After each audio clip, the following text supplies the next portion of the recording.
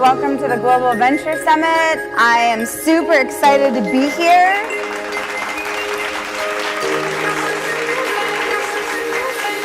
So I want to talk to you first about why I started my company, because I think it's important that everybody has a why of why they started the company. So for me, it all started when I was 5. I started playing soccer at a very young age, and I decided that I loved athletics. I love being fit, I love being healthy, and I've kind of been an athlete all my life. So I started playing soccer. I still coach my 2 kids. I have an 8-year-old son now and a 7-year-old daughter, and we won both games yesterday. So both soccer games, super proud. I was that person that, ate her fruit and veggies. I didn't smoke, I rarely drank, and I exercised 3 to 5 times a week. When I was in 3rd grade, my dad had a heart attack at the age of 32. And it was this big eye-opening, and so I started learning about healthy eating because at the time they said, it was bad diet.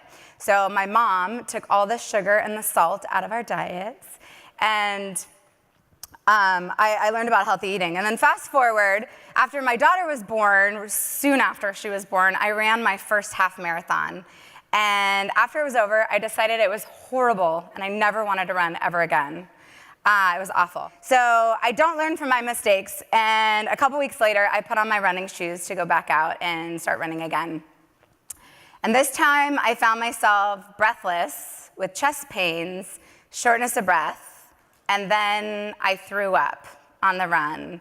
And I thought, something's maybe a little wrong with me, not sure what's going on. I kept, at the time I was teaching a weekly cycling class. Yeah, that's for fun. I was teaching weekly cycling classes.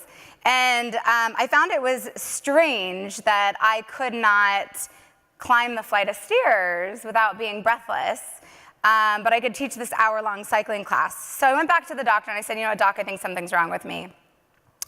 And we ran the EKGs and they were normal. And she said, it's just stress. You've got a fast-paced job, it's super high stress. And then she reminded me that I had 2 kids under the age of 2, and I was going through a divorce. And so I said, yeah, well, when you put it like that, I think I am pretty stressed. And she said, it's just stress, go home, everything's fine. So I kept teaching my weekly cycling classes, and the pain wasn't getting any better. I was having these chest pains, shortness of breath every time I taught. And then on my 33rd birthday, I went on an easy hike in Temescal Canyon over here. And this was a hike that I had done when I was pregnant, like 9 months pregnant. So I should have been able to do the hike 40 pounds lighter and in really good shape, but I couldn't. And I went on this hike, and there I am, the first mile of the hike. I'm super breathless. It felt like a 200-pound man was sitting on my chest. I couldn't breathe.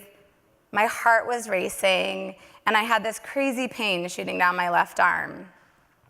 So there I am. I had to stop twice on this hike. And the second time I stopped, I had to sit down, and I am literally sitting down in the dirt, staring up at my hiking partner, who was a pack-a-day smoker, never exercised a day in his life, a good 80 pounds overweight, and drank 2 bottles of wine a night. This time, I go back to the doctor, and I'm like, I'm not taking no for an answer. I want a cardiologist. And she was like, it's just stress, EKGs are normal. And I'm like, it's not stress. I want a cardiologist. So she finally relented and gave me a cardiologist. And I went to the cardiologist, and he said, I talked to your doctor, EKGs are normal, everything's fine, just go home. And I said, I'm not going home. I want a stress test. And I took him through my family history. My grandfather actually died at the age of 42 from a massive heart attack. But they said that was because he lived through the Holocaust and a very stressful life. He was in Auschwitz. And then I told him about my dad. And then my dad also had a heart attack at 32. And they said that was just, high cholesterol, but I think something's going on here. And I said, I know something's wrong with me. What's going on? She's like, the doctor will mail you your results in 2 to 3 weeks. Yeah. So I step off the treadmill, I get dressed, I head home, and 45 minutes later, the doctor called me and said, how soon can you get here? We're going straight into surgery. Surgery revealed that my left main artery was blocked at 98%. So the left main artery actually supplies 80% of the blood to the body and the brain, and it's what they call the widowmaker. The doctors kind of debated what to do. So one of the cardiologists wanted to cut me open, and had he done that, it would have been an open heart surgery, but I wouldn't have been able to pick up, and a triple bypass. But I wouldn't have been able to pick up my babies, who were then 1 and 2 at the time, and I couldn't imagine not picking up my babies. The other doctor suggested that we stent, but doing stents in that part of the heart in the left main is very unusual, it's very complicated, and then there's the chance that the stents could close. So we talked about it, and I couldn't imagine not picking up my babies for 6 whole months if they had cut me open. So we chose my babies. And after surgery, I had this huge epiphany of, life is short, and the doctors made it clear I was going to be that person that walked out of my cycling class that I was teaching on a regular basis, and I was going to drop dead. No AED machine, no CPR, none of that was going to save me in that moment. And when I think about that, and I think about what I would have missed had I not caught it, I would have missed the first day of kindergarten for both my kids. I would have missed my son's first mother-son dance. And I would have missed my daughter's first goal in soccer. So I decided that life is short, that I decided to start a company called Goomi. And Goomi is a weird name, right? It sounds funny, but it's actually the Hebrew word for rubber band. And I started this company after 5 heart stents and 4 procedures later is when I started the company. And what we do is we actually bring on-site fitness and wellness directly to companies and corporations and businesses and schools so that people don't have to leave the office to get healthy and happy. And I really, really do believe that health and happiness go hand in hand. And what makes us different at Goomi is we're not a platform. We actually have instructors that go in and teach the classes.